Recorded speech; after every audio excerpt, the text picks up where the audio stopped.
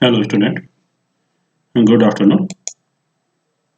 आज अपन पढ़ेंगे Perl formation, मतलब जो प्राकृतिक रूप से और कृत्रिम रूप से जो मोती का पर्ल कल्चर कैसे होता है उसके बारे में अपन अध्ययन करेंगे। नेचुरल जो पर्ल कल्चर है, प्राकृतिक रूप से जो पर्ल कल्चर होता है वो कैसे होता है। Pearl is form due the secretion of mantle tissue.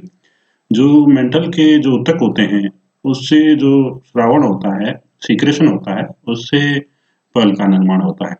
तो the nacreous layer of the pearl is secreted by the outer epithelium layer of the mantle. जो मेंटल का जो आउटर लेयर है इपिथेलियम का, बाहर का जो उपकला का जो स्तर है मेंटल का, उसके द्वारा नेक्रियस जो लेयर है, स्तर है, वो सीक्रेटेड किया जाता है। पर्ल का जो लेयर होता है, nacreous layer of the pearl is secreted by the outer epithelium layer of the mantle. जो नेक्रियस लेयर है पर्ल का, वो मेंटल के जो बाहरी उपकला क्षेत्र है उसके द्वारा उसका निर्माण किया जाता है। This layer has the capability और रीअरेंज एंड रीजनरेट इटसेल्फ। तो उसके अंदर ये क्षमता होती है, उस लेयर के अंदर, ठीक है ना, वो अपने आप को अरेंज करता है, ठीक है ना, उसका अपघटन भी होता है, वापस भी वो बन जाता है, यानी कि डिसइंटीग्रेट भी हो जाता है, वापस रीजनरेट भी हो जाता है, and remains viable and disturbed and also when transplanted other tissue of the animals. तो वो फिर भी वो जिंदा रहता है, लेकिन वो किसी न किसी रूप से डिस्टर्ब होता है जब बाहर से कोई उसके शरीर के अंदर किसी के द्वारा डिस्टर्ब किया जाता है, या कोई दूसरा ऊतक या कोई छोटा जीव उसके अंदर प्रवेश कर जाता है, ट्रांसप्लेटेड हो जाता है, जिस जिस वजह से वो स्तर किसी न किसी रूप से डिस्टर्ब होता है। The inner epithelium and the connective tissue on the other hand, जो आंतरिक उसकी उपकला है वो और दूसरे जितने भी संयोजी ऊतक है, वुड डिसइंटीग्रेट व्हेन ट्रांसप्लेटेड।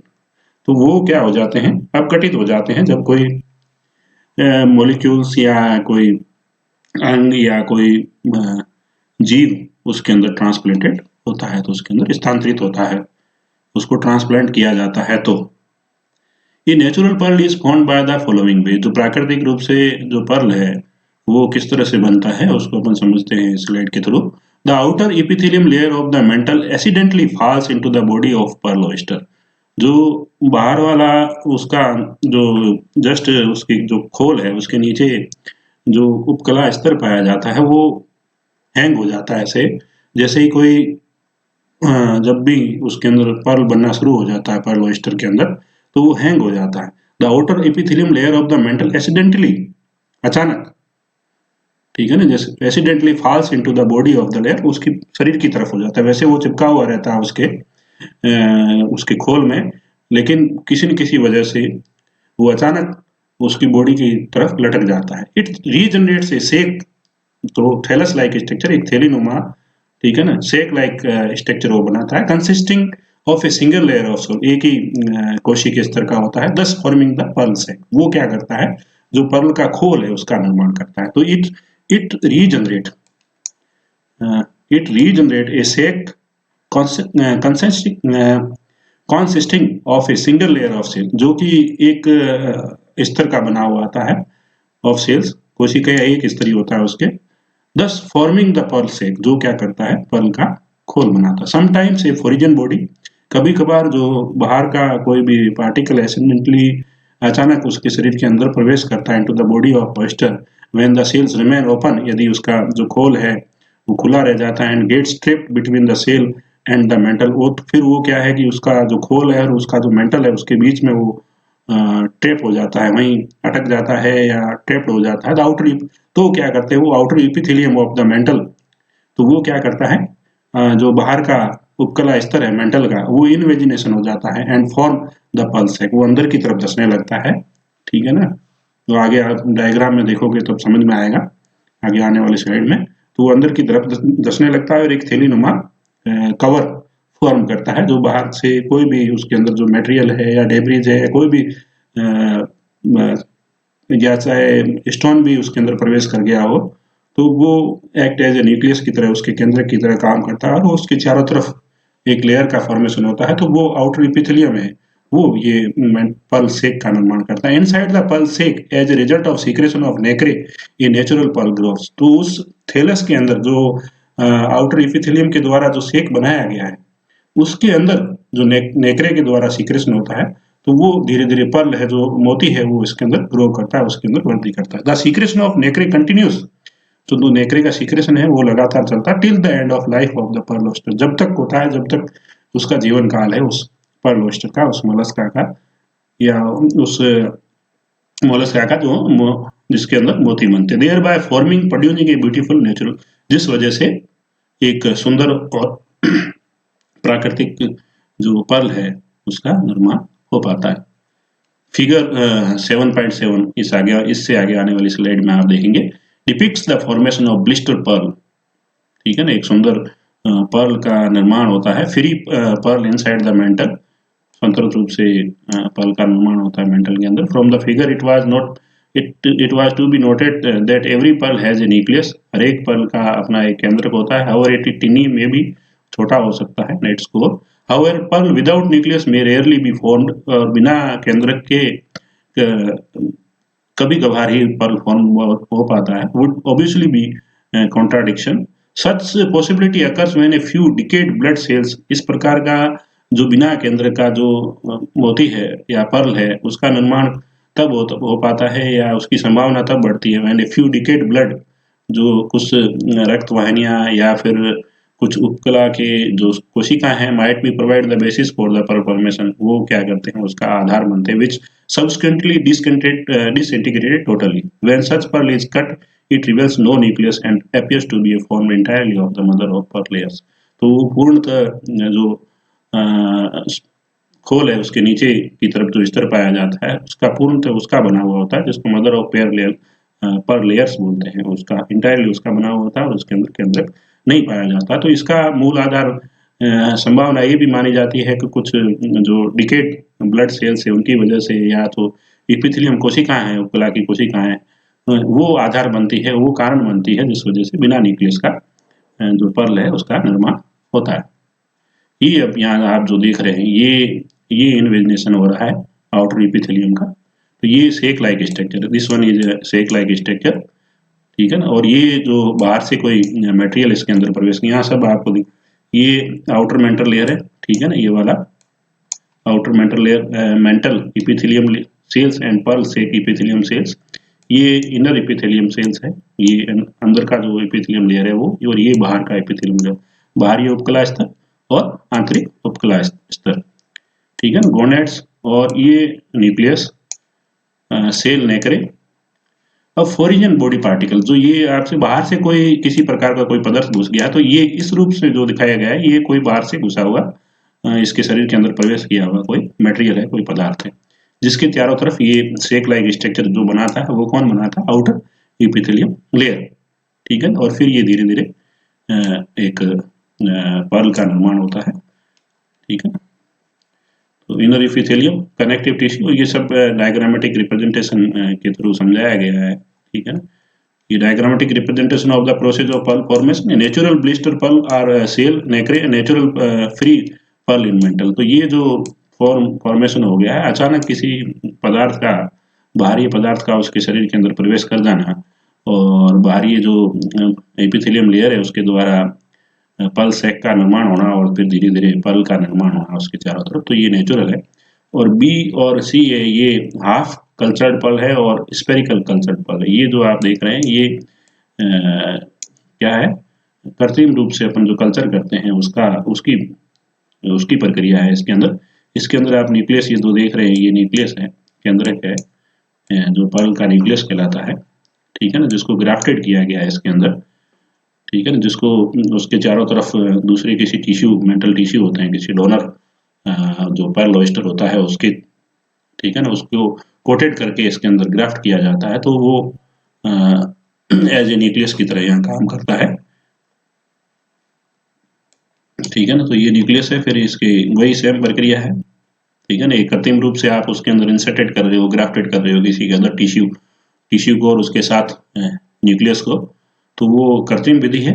और जो नेचुरली अचानक उसकी खोल खुला रह गया और कोई फॉरिन पार्टिकल उसके शरीर के अंदर प्रवेश कर गया, और जिस वजह से फिर उसके चारों तरफ जो पर्ल का है फॉर्मेशन होता है नेक्रे लेयर्स का, और वो फिर आगे चल के मोती का निर्माण होता है, तो वो नेचुरल कहलाता है। आप उसके अंदर ग्राफ्टेड कर रहे हो चाहकर, ठीक है ना, तो वो फिर कल्चर्ड पर्ल होता है। तो ये बी और सी है, ये कल्चर्ड पर्ल की फॉर्मेशन है। और जहाँ फॉर्मेशन होता है, ये सारे कनेक्टिव टिश्यू है, ये जो आप देख रहे हो ये कनेक्टिव टिश्यू का एरिया है। कल्चर्ड पर्ल, ठीक है ना, प्राकृतिक रूप कृत्रिम रूप से आप जो पर्ल प्राप्त करते हैं। Techniques of the formation of natural pearl is manipulated. जो प्राकृतिक रूप से जो पर्ल प्राप्त होता है उसको अपन मैनिपुलेटेड कर रहे हैं किसी न किसी रूप से, कल्चर पर्ल फॉर्मेशन, जिसको culture pearl. Here for the formation of pearl the two request is are required. The outer epithelium of the mantle lobe, बाहर का जो मेंटल है उसका एपिथेलियम चाहिए। A core substance or nucleus, जो core के रूप में काम करता हो या केंद्र के रूप में काम करता हो, ऐसा एक पदार्थ चाहिए। और दूसरा सॉरी, दूसरा क्या है, जो डोनर, जो दाता होता है, दाता के रूप में जिसकी मेंटल के एपिथेलियम को, उसके लेयर को लिया जाता है कट करके ओयस्टर को किसी दूसरे ओयस्टर से, और उसको ग्राफ्ट किया जाता है रिसीविंग ओयस्टर के अंदर। तो यहाँ पर एक ग्राही ओयस्टर होगा और एक दाता ओयस्टर होगा। तो outer epithelium of mental lobe, ये जो उपकुला है उसका बाहर का स्तर कट करके लिया जाता है, और एक कोर सब्सटेंस या उसको जिसको न्यूक्लियस कहें उसके चारों तरफ इसको लपेटा जाता है या कोटेड किया जाता है, और फिर उसके जो रिसीविंग जो पर्ल ओयस्टर है उसके अंदर इंसर्ट किया जाता है। Here is small piece of mantle from a donor oyster. Donor मतलब जो जिससे अपन जो उसके उपकला है, आउटर बाहरी उपकला है, उसका एक लेयर का एक टुकड़ा कट करके ले रहे हैं, तो वो जो ओयस्टर है वो डोनर ओयस्टर है, वो दाता है। ग्राफ्टेड स्किलफुली, बहुत सावधानी से, into the gonads of the recipient, जो ग्राही ओयस्टर है उसके गोनेट्स में ये इसको इंसर्ट किया जाता है, अलोंग विद द न्यूक्लियस, इसके साथ में, केंद्र के साथ में। तो ये दो चीजें चाहिए कृत्रिम रूप से। एक तो अपन को न्यूक्लियस चाहिए, मान लो कोई भी ऐसा पदार्थ ले लिया, उसके साथ में अपन ने क्या है, एक लेयर ले लिया कटा हुआ, ये किसका है, डोनर का है, और ये कौन से कहाँ से लिया है, जो आउटर एपिथेलियम है किसका, मेंटल का, ठीक है ना, बाहरी उपकला स्तर का एक टुकड़ा जो कि डोनर ओयस्टर से लिया है। इसको फिर इसके चारों तरफ कोटेड करके इसको गोनेट्स जो होते हैं, रिसिपिएंट जो ओयस्टर होता है, ग्राही ओयस्टर होता है, उसके अंदर इंसर्ट किए जाते हैं, उसके गोनेट के अंदर। The outer epithelium of the grafted mental peace regenerate itself. तो उसके इंसर्टेड करने के बाद जो बाहर का जो मेंटल होता है, ठीक है, ये इसलिए किया जाता है कि जो ऑर्गन ट्रांसप्लेट होता है, जिस वजह से वो अपने आप को उसको रिसीव कर ले और रिजेक्ट नहीं करे, इसलिए ग्राफ्टिंग की जाती है उसके चारों तरफ, उसी के ऊतक को या उसके टिश्यूज होते हैं उसी के, तो इसलिए उसको कोटेड किया जाता है। यदि डायरेक्टली आप उसके अंदर इंसर्ट कर दे तो हो सकता है वो उसको रिजेक्ट कर दे, उसको बाहर कर दे शरीर से, एक्सेप्ट नहीं करे उसकी बॉडी, इसलिए उसको बाहर से कोटेड किया जाता है। The outer epithelium of the grafted mental, अब जब जो आपने उसके मेंटल के जो एपिथेलियम के स्तर को दिया है उस न्यूक्लियस के चारों तरफ, तो वो थोड़े समय बाद उसके शरीर के अंदर अपन इम्प्लांट करते हैं, उसके पश्चात वो धीरे धीरे अपघटित हो जाता है इम्प्लांटेड न्यूक्लियस एंड फॉर्म से। तो उसके पश्चात सिर्फ जो केंद्रक है वही उसके शरीर के अंदर रहता है, तो फिर जो पर्ल है उसके शेक का निर्माण होता है, और उसके नेक्रियस जो लेयर है उसके चारों तरफ फॉर्मेशन होती है और मोती बनता है। This pearl sac secretes deposited nacre, तो nacre from the mother pearl जो around the nucleus the resulting into a pearl. तो जैसे जो उसके चारों तरफ पहले आपने क्या किया था, जो किसी जो दाता ओयस्टर है उसके आउटर एपिथेलियम का एक लेयर का छोटा सा टुकड़ा काट के उस न्यूक्लियस के साथ इंसर्टेड किया था रिसीविंग जो पर्ल ओयस्टर है उसके अंदर, लेकिन कुछ समय पश्चात जो उसका उपकला का जो स्तर है वो अपघटित हो जाता है, सिर्फ न्यूक्लियस बनता है। उसके बाद उसके चारों तरफ शेक बनता है, एक तो थैलस लाइक स्ट्रक्चर बनता है, और फिर नेक्रे का फॉर्मेशन होता है, और mother of the pearl around the nucleus, and thus resulting, उसका परिणाम ये होता है कि उसके पास बाद जाके कुछ समय पश्चात वो पर्ल का पर्ल के रूप में फॉर्मेशन हो जाता है। इस as this pearl is produced by the manipulation ठीक है ना, ये मैनिपुलेशन किया जाता है, सर्जरी की जाती है in the oyster and the further cultivation of the seeded oyster, it दस कॉल्ड द कल्चर पर्ल। तो इस प्रकार की विधि जिससे आप मोती प्राप्त करते हैं तो उसको क्या कहा जाता है, कल्चर पर्ल कहा जाता है। The half pearl shown in figure is produced by the inserting nucleus on the nacreous face of the cell at appropriate site।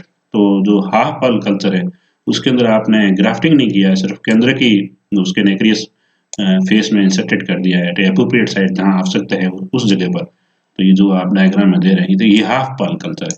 तो ये जहाँ गोनेट्स है, तो ये जहाँ गोनेट्स है वहाँ इंसर्टेड किया है आपने। तो ये वो हो गया ग्राफ्ट टिश्यू हो गया जिसको आपने लिया है, और ये न्यूक्लियस हो गया। तो ये फुली कल्चर्ड मेथड है, ये हाफ कल्चर्ड मेथड है जिसके अंदर सिर्फ आपने इसके अंदर न्यूक्लियस डाला है, इसके अंदर आपने दूसरे किसी जो पर्ल ऑयस्टर है, डोनर पर्ल ऑयस्टर, इस विधि के अंदर इसके अंदर आपने टिश्यू नहीं लिया है, यहाँ पर आपने टिश्यू लिया है। ये किसी का जो इपिथेलियम का जो लेयर है उसका टुकड़ा लिया है, उसके साथ में इस न्यूक्लियस को इंसर्ट किया है, इसमें खाली न्यूक्लियस को इंसर्ट किया है।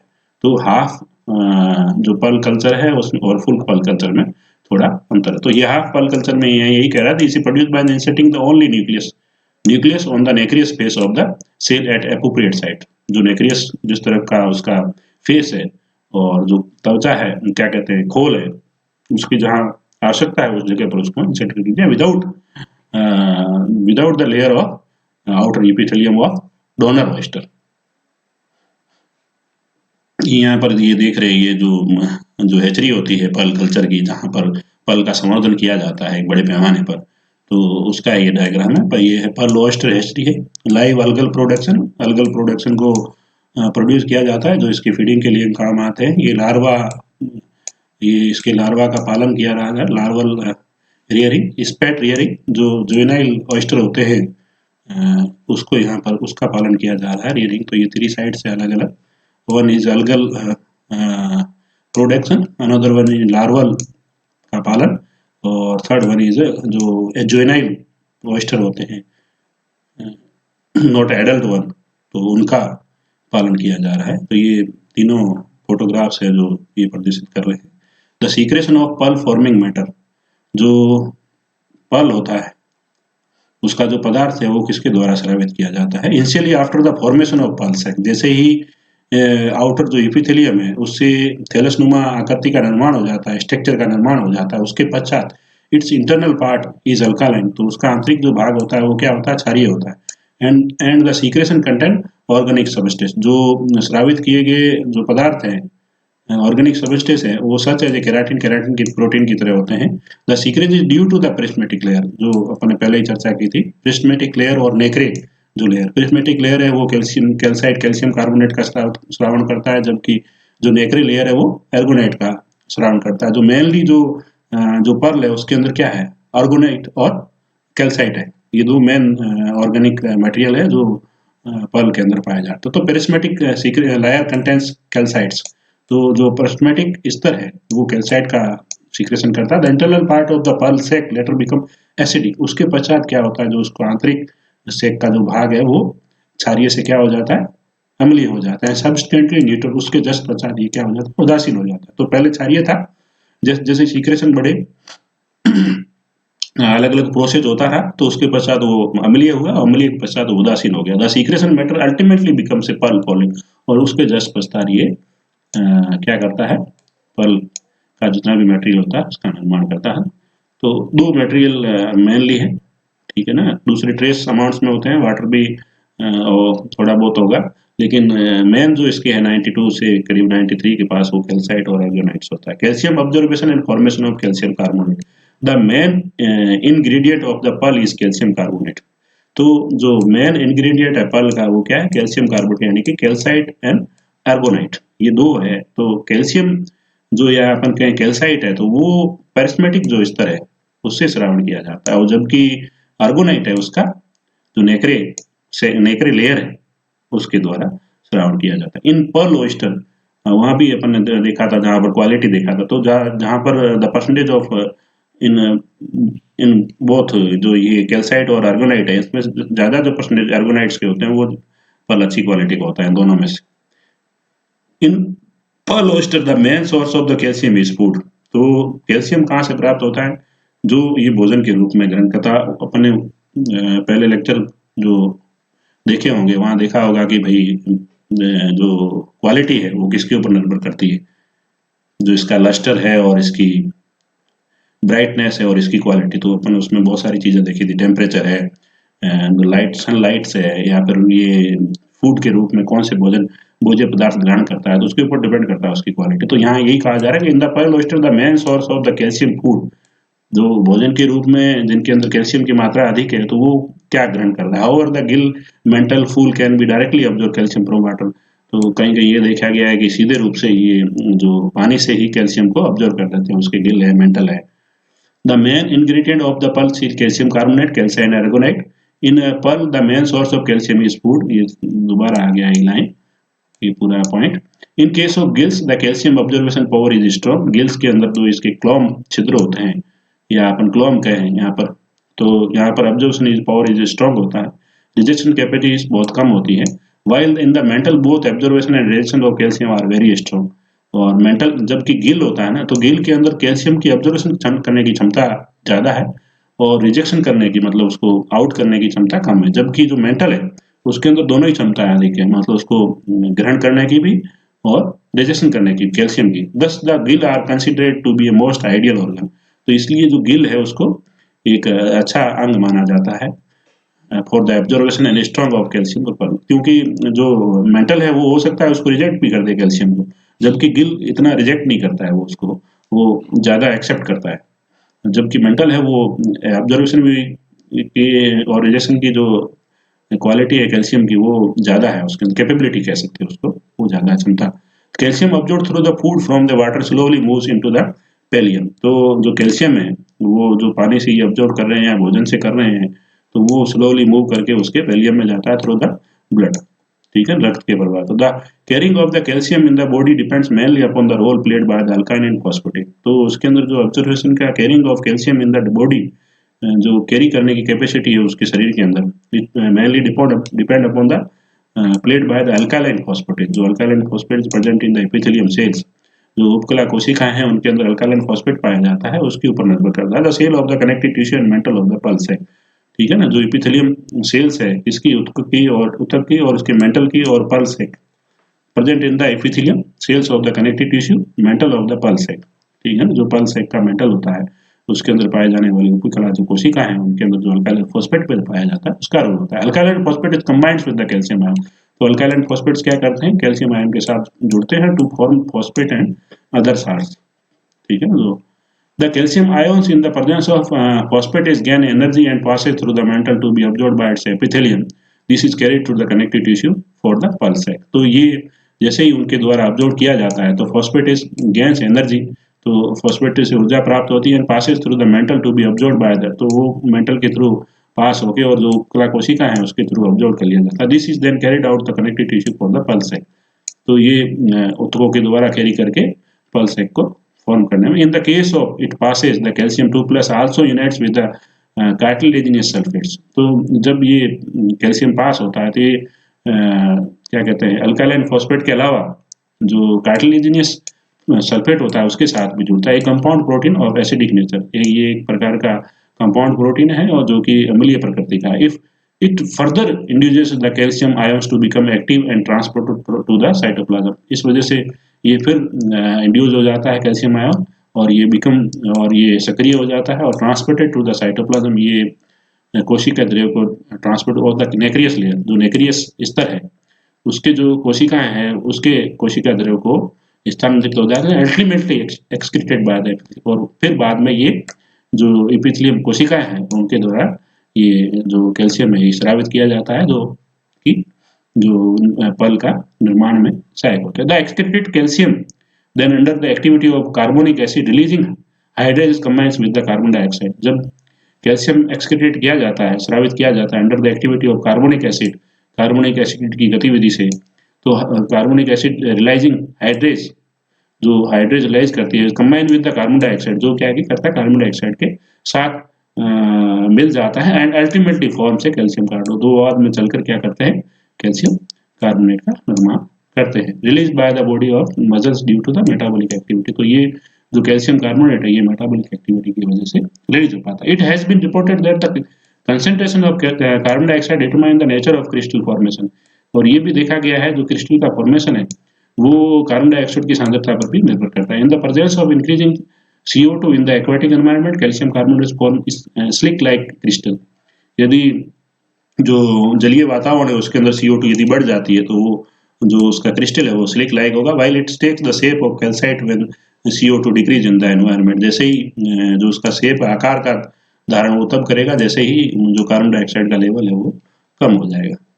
फैक्टर इन्फ्लुएंस सीक्रेशन ऑफ नेक्रे, जो ऐसे कारक जो बाहर का जो उसका नेक्रे है उसके श्रावण को कहीं न कहीं किसी न किसी रूप में इन्फ्लुएंस करते हैं, तो वो कौन से? एक तो morphological structure of epidermal cells of the pearl, जो आकारिकी रूप से जो एपिडर्मल कोशिकाएं होती है सेक की, वो as the secretion form the epidermal cells result in the formation of pearl. जैसे ही सीक्रेशन होता है तो एपिडर्मल सेल्स क्या करती है, परिणाम उनका ये परिणाम होता है कि वो पर्ल का निर्माण करती है। That health condition of the cells and the quality of pearl form them are closely related. उनकी जो हेल्थ और क्वालिटी वो उसके ऊपर कोशिकाओं के ऊपर निर्भर करती है। It has been seen that the nacre producing regularly pearl are constituted of flat epithelium cells and lacking in either granule or mucous cell। तो ये भी देखा गया है कि उनके अंदर फ्लैट जो उपकला कोशिकाएं पाई जाती है जबकि ग्रेन्युलर और म्यूकस सेल्स की अनुपस्थिति होती है। Moreover pearl sac responsible for the formation of hard pearl, ये भी देखा गया जो पर्ल सेक है वो उत्तरदायी होता है किसके लिए?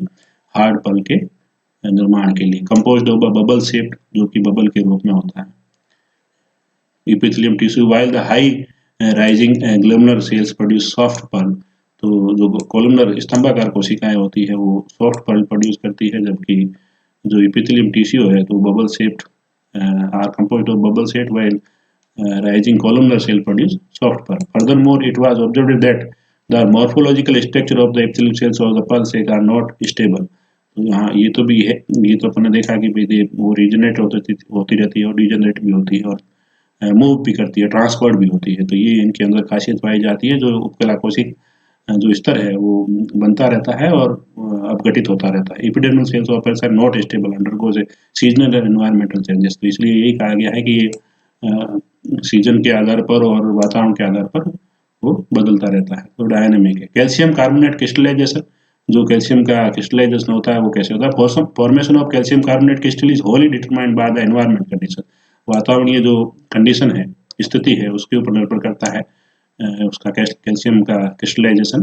Amount of CO2, the amount of CO2 determines, ये भी अपन ने देख लिया, जो वातावरणीय जो उसका बाहर का जो वातावरण है, पानी एक्वाटिक जो एरिया है, एक्वाटिक मीडियम है, उसके अंदर CO का कंसंट्रेशन कम है कि ज़्यादा है, तो वो भी फॉर्मेशन में उत्तरदायी होता है। Temperature and pH, in alkaline pH the high temperature granular form the crystal is form. तो इन अल्काइलाइन मीडियम होता है तो और हाई टेम्परेचर होता है तो ग्रेपनल form the crystal form होता है। therefore pearl culture should be undertaken in the natural or low alkaline medium। तो जो कृत्रिम पर्ल का निर्माण है वो लो अल्कालाइन माध्यम में होना चाहिए या फिर न्यूट्रल हो, ठीक है ना, ज़्यादा अल्कालाइन मीडियम नहीं हो या फिर उदासीन मीडियम हो, माध्यम हो। Temperature controls the rate of deposition of, और उसके तापमान पर निर्भर करता है कि जो नेक्रे का कितना डिपोजिशन होता है। Oscillation between the February and August when the temperature high, तो ये एसिलेटेड होता है किस में? February and August when the temperature थोड़ा फरवरी और अगस्त के बीच में, जैसे क्योंकि फरवरी में टेम्परेचर कम होता है और अगस्त में ज़्यादा होता है, तो वहाँ पर इसका एसिलेशन देखा गया। In the presence of common salt calcium phosphate, calcium carbonate crystallize into, तो ये कॉमन जो साल्ट है कैल्शियम फॉस्फेट है, कैल्शियम कार्बोनेट है, इसके जो कैल्साइड के रूप में क्रिस्टलाइज होते हैं। Crystallization of calcium carbonate in granular form is favoured by the presence of urea. तो ये यूरिया भी and salt and ammonia and magnesium and strontium, तो ये भी हेल्प करते हैं कैल्शियम के क्रिस्टलाइजेशन में। यूजेस ऑफ पर्ल, पर्ल का क्या उपयोग है? ये ऑर्नामेंट में यूज किया जाता है, सिंबल ऑफ गैडियर में यूज होता है, usages as a ornamental handicraft, ठीक है ना, हैंडीक्राफ्ट में भी यूज होता है। It is a very precious medicine, ये बहुत ही महत्वपूर्ण मेडिसिन के रूप में काम आता है। फॉर द सर्जरी के रूप में, पेडियाट्रिक्स में रूप में, ENT में, extra use for by the Chinese, जो चाइनीज के लोग हैं वो इसको, तो ये आभूषणों में भी यूज किया जाता है, हैंडीक्राफ्ट में भी यूज किया जाता है सजावट के लिए, और मेडिसिन में, सर्जरी के में भी इसका उपयोग है, और आई, नोज और इनके थ्रोट्स के ट्रीटमेंट में भी इसका उपयोग किया जाता है। बाई प्रोडक्ट्स ऑफ पर्ल, जो अन्य उत्पादन है पर्ल के, वो क्या है? The by products of the pearl culture is refer to the total mass of oysters after extraction of the, ये उससे रिलेटेड है कि pearl culture refer to the total mass of the oyster after extraction of culture pearl. The by product of the pearl culture are the seed pearl, shell and the flesh. तो क्योंकि जैसे ही आप उसका जो Perl निकाल लेते हैं तो उसके पश्चात जो मटेरियल रह जाता है वो सीड पर ले जाता है, उसका खोल है, और दूसरा उसका जो फ्लैश है, मांस है। The tiny seed pearl which are unsuitable as a gem, जो कि रतन के रूप में काम नहीं करता है। Use the preparation of medicine, जो कि दवाइयों के बनाने के लिए उपयोग में लिया जाता है, ठीक है ना। तो जो ऑयस्टर है उसमें से आपने मोती निकाल लिया है, तो उसके पश्चात जो बचे हुए मटेरियल है, these are known as a by product. और उस रूप में अपन यदि देखें, जैसे जो टिनी बीज रह गया हो मोती का, दूसरे आपने जो फुली डेवलप्ड है उसको ले लिया है, और अनमेच्योर्ड नहीं है, जो परिपक्व नहीं है, that can be used in the preparation of medicine, जो कि दवाई के उत्पादन के रूप में काम किया जाता है। In India pearl powder and pearl liquid are important ingredient as follows. जो पर्ल पाउडर है और जो पर्ल की तरल पदार्थ है, pearl powder is highly stimulant and tonic, ठीक है ना, ये स्टिमुलेंट करता है आपको, और aphrodisiac, it is other medicine values are laxative, sedative and emetic, nutritive value है इसकी। Pearl powder act as a antacid, ठीक है ना, जो पर्ल का जो पाउडर है वो एंटासिड के रूप में काम आता है, ठीक है ना। एंटासिड अपन यूं कहें जिसको एसिडिटी हो रखी है उसके अगेंस्ट ही काम करता है। It is also used in heart burn, यदि जलन हो रही है तो अंदर, ठीक है ना, तो उसके एंटी भी ये काम करता है। बिलियस इफेक्शन भी है इसका। In case of class C category of pearl, जो सी कैटेगरी के मोती हैं, not used in the jewellery, जिनको आभूषणों के बनाने में काम नहीं लिया जाता है, तो the nacreous layer is removed, तो उसका जो नेक्रियस लेयर है बाहर का उसको हटा दिया जाता है। From the nuclei and the ground into a powder, तो उसको ग्राइंडिंग करके पाउडर बना दिया जाता है। It then dissolve in a phosphoric acid, तो उनको फॉस्फोरिक एसिड के अंदर डिजोल्व कर दिया था। The final product is called known as a pearl calcium tablet, जिसको पर्ल कैल्शियम की टेबलेट के फॉर्म में आ जाता है। Is formed by the additional chemical process, उसमें और भी रासायनिक प्रक्रियाएं अपनानी पड़ती है उसको कैल्शियम पर्ल कैल्शियम टेबलेट बनाने के लिए। The pearl calcium tablet this formed by the marketed in Japan for the pregnancy, तो ये प्रेगनेंसीज में भी काम ली जाती है, यदि किसी का शरीर कमजोर है उसमें भी काम आ जाती है। टूथ कैविटी, जो दांतों की जो कैविटी हो जाती है उसको फिलअप करने में काम आती है। पेट में एसिडिटी ज़्यादा हो रही है, स्टोमक एसिडिटी है तो उसमें भी काम आ जाती है। एलर्जी है तो उसमें भी ये पर्ल कैल्शियम मेडिसिन काम आ जाती है। तो ये अगर जो दूसरे इकोनॉमिक इम्पोर्टेंसेस है वो पर्ल के वो है। बाई प्रोडक्ट्स के हैं, यूजेस कहाँ होता है, पर्ल हैंडीक्राफ्ट में होता है, ऑर्नामेंट में एज ए सिंबल ऑफ ग्रेंडरी में यूज होता है, मेडिसिन में होता है, पेडियाट्रिक्स ईएनटी में होता है। और जो बाई प्रोडक्ट है, मोती को आपने निकाल लिया है, उसके पश्चात जो अनमेच्योर, जो पूर्ण रूप से परिपक्व नहीं हुआ है मोती, वो है सीड के रूप में काम आता है। दूसरा उसका जो फ्लैश है और खोल है, ये सारे जो बाई प्रोडक्ट्स है वो अदर जो कार्य है उसमें काम आते हैं। Large oyster shell for their mother of pearl layer are used in the shell craft, shell craft में भी काम लिया था। स्मॉल एंड ब्रोकन सेल्स, जो छोटी और टूटी हुई उसका खोल है, are ground and used as ingredient in poultry feed, जिनको जो मुर्गी पालन है उसको वहाँ पर उसको भोजन के रूप में भी डाला जाता है, जो टुकड़े होते हैं, फ्लेश होता है।